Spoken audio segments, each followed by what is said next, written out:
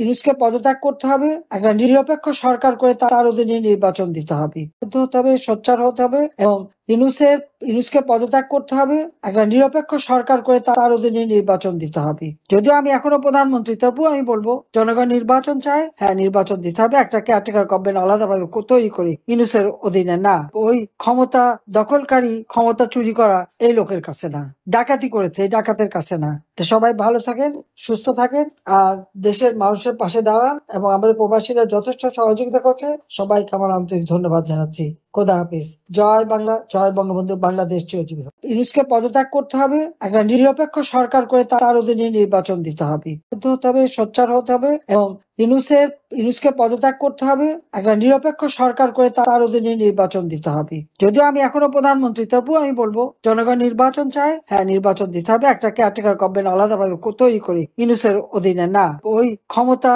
দখলকারী, ক্ষমতা চুরি করা এই লোকের কাছে না, ডাকাতি করেছে এই ডাকাতের কাছে না। তো সবাই ভালো থাকেন, সুস্থ থাকেন, আর দেশের মানুষের পাশে দাঁড়ান এবং আমাদের প্রবাসীরা যথেষ্ট সহযোগিতা করছে, সবাইকে আমার আন্তরিক ধন্যবাদ জানাচ্ছি। খোদা হাফিজ। জয় বাংলা, জয় বঙ্গবন্ধু, বাংলাদেশ চিরজীবী হোক।